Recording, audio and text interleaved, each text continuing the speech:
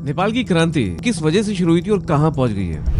अब एक खुलासा हो गया जो मैं इस रील में आपको बताऊंगा। ये रील पूरी देखना और शेयर जरूर करना, क्योंकि असलियत आपके सामने जब आएगी तो आपको समझ में आएगा कि हो क्या रहा है। सबको लगा था कि नेपाल का आंदोलन शांत हो रहा है, लेकिन असली कहानी तो अभी शुरू हुई है। काठमांडू की सड़कें, जहाँ पहले म्यूजिक, चाय की खुशबू, ट्रैफिक का शोर होता था, आज सिर्फ गोलियों की आवाज, धुआं और चीखें सुनाई दे रही हैं। जैसे काठमांडू का हिल्टन होटल, नेपाल का सबसे ऊंचा, सबसे मॉडर्न 5 स्टार होटल, जो 1 साल पहले सपनों की तरह खुला था, उसे जब जलते हुए देखा गया तो हर किसी ने सोशल मीडिया पे कहा कि ये अब प्रोटेस्टर्स, ये जो जेंजी हैं, अब ये गलत कर रहे हैं। सोचिए, जिस इमारत को फ्यूचर का सिंबल माना जा रहा था, कुछ घंटों में सिर्फ एक जलती हुई दीवार बन गया। पर कहानी कुछ अलग है। क्या ये जेंजी ने किया है या नहीं किया, इसके बारे में कई तर्क दिए जा रहे हैं। ये सब जो हो रहा है, मुझे नहीं लगता वो असली जेंजी प्रोटेस्टर्स कर रहे हैं। यहाँ आउटसाइड फोर्सेस, क्रिमिनल फोर्सेस अच्छा खासा इस पूरी प्रोटेस्ट को यूज कर रहे हैं। और अगर आपको लग रहा है कि मैं कुछ मनगढ़ंत बोल रहा हूँ, तो ये आर्टिकल देखिए। श्रीलंका में एग्जैक्टली सेम चीजें हुई हैं। श्रीलंका में भी अगले दिन एक सफाई ड्राइव हुई थी और यहाँ भी वो सफाई ड्राइव हो रही है। मतलब साफ है कि जब एक प्रोटेस्ट एक ऐसा मोड़ ले लेती है जिसने स्टार्ट किया उसके भी हाथों से निकल जाती है, तो वहाँ ऐसे कुछ लोग जो क्रिमिनल फोर्सेज हैं, जो आउटसाइड फोर्सेज हैं, वो अपना उल्लू सीधा करते हैं। इस पोस्ट के जरिए जो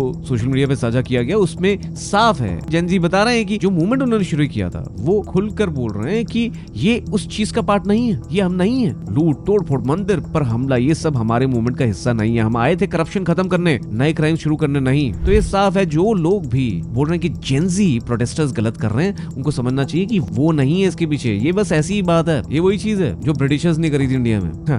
आकर हमारे ही राजाओं को एक दूसरे से लड़वा दिया था। मतलब एक तरफ गुस्से में अंधे मॉब्स हैं और दूसरी तरफ वो यूथ है जो अपनी लड़ाई को साफ रखना चाहता है, जिसे चाहिए एक नया नेपाल, बिना करप्शन के, बिना डिक्टेटरशिप के। पर इन सब के चलते अब बात बहुत ट्रिकी हो चली। आर्मी ने अब तक 26 लोगों को गिरफ्तार कर लिया। कर्फ्यू अब भी है, टैंक्स और चेक पॉइंट्स ने काठमांडू की सड़कों को जंग का मैदान बना दिया है। और सवाल बड़ा ये है कि ऐसा तो नहीं है कि अब ये जो प्रोटेस्ट है वो हाईजैक हो चली है। क्या जिस आवाज ने करप्शन को भी ला के रख दिया था, क्या वो आज किसी और के हाथ का खिलौना बन गई है? या फिर नेपाल का युद्ध फिर से कंट्रोल लेकर, कंट्रोल खींचकर इस जुनून को एक नई, साफ, ईमानदार शुरुआत बना पाएगा? सवाल ये है। देखिए, while this historic incident is going on, history लिखी जा रही है और आने वाली पीढ़ियां इस पल को, इस इंसिडेंट को याद रखेंगी। लेकिन फैसला करेगा कौन? वो आप नहीं, मैं नहीं, वो लोग करेंगे जो आज नेपाल की सड़कों पर निकले हुए हैं। उनके हाथों में है नेपाल का असली फ्यूचर।